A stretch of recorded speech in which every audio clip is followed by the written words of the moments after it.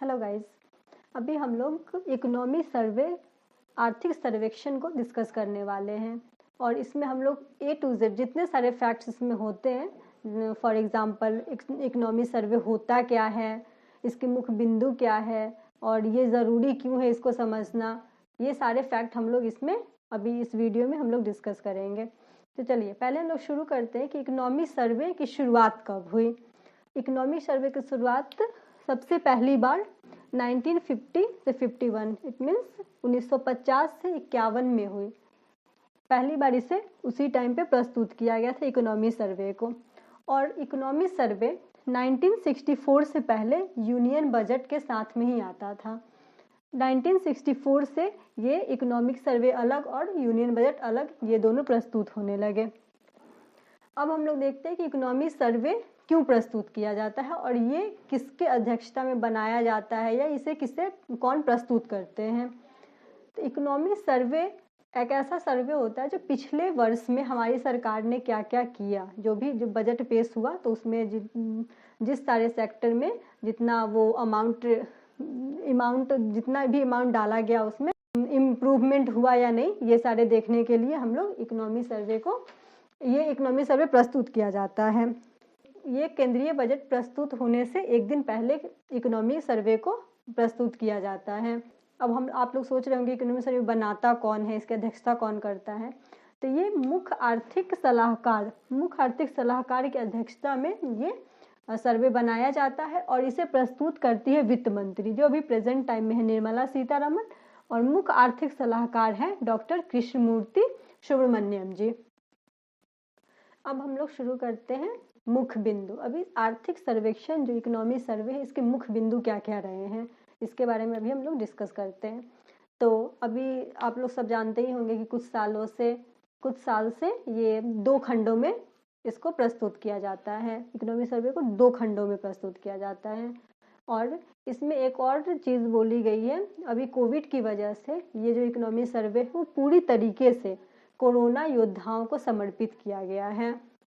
Corona warriors के लिए इसमें रिस्पेक्ट दिया गया है और उनको समर्पित किया गया है। और इस आर्थिक सर्वेक्षण को वी शेप नेम से अभी बहुत ज़्यादा चर्चा में, वी शेप, तो ये वी शेप नाम इसमें दिया गया है। तो अभी कोविड की वजह से जो भी हमारे सेवाएं के क्षेत्र थे, मैन्युफैक्चरिंग था, कंस्ट्रक्शन था, सारे चीज़ ठप पड़ गए हुए थे। तो हमारी जो जीडीपी है 7.7% उसमें कमी आ गई है। और 2020-21 की बात है और 21 से 22 के टाइम में ये बताया जा रहा है कि हमारे जीडीपी में 11% की वृद्धि दर्ज की जाएगी, ऐसा अनुमान लगाया जा रहा है।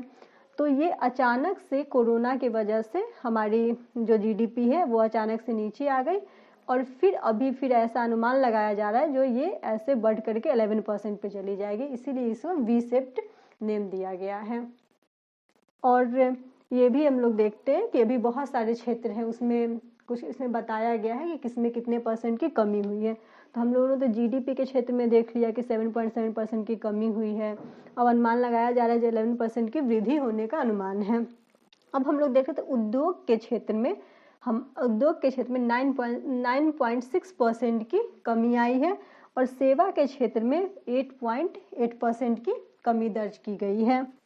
इसके साथ ही भारत का वाणिज्यिक व्यापार घाटा में कमी हुई है और भारत का चाइना और अमेरिका के संबंध भी इस बार बहुत अच्छे हो गए हैं, इसमें सुधार आया है। और यहाँ पे हम लोग कुछ देख लेते हैं, जैसे एफडीआई हो गया, एफडीआई में भी 34% की वृद्धि दर्ज की गई है। और विदेशी विनिमय भंडार में भी 586.1 अरब अमेरिकी डॉलर इतने रुपए आ गए हैं, जो कि क्या है, ये अभी तक के सर्वाधिक हैं। और विदेशी ऋण में भी 2 अरब डॉलर की कमी दर्ज की गई है। और वित्त वर्ष 2020-21 जो है 2021 में चालू खाता अधिशेष में भी 2% की वृद्धि की संभावना बताई गई है, जो पिछले 17 सालों में ये अधिकतम बताया गया है। आईएमएफ के अनुसार हमारी जो अर्थव्यवस्था है वो 2 वर्ष में सर्वाधिक तेजी से विकास बताया गया है इसमें। और कुछ कुछ है जो सतत विकास के लिए भी कुछ कही गई हैं। और इसमें अनुसंधान और विकास के व्यवसायिक क्षेत्र का योगदान बढ़ाकर 50% अधिक कर दिया गया है। और देश में वर्ष 2050 तक यात्रा करने के लिए, रेल यात्रा करने के लिए राष्ट्रीय रेल योजना का मसौदा भी तैयार किया गया है।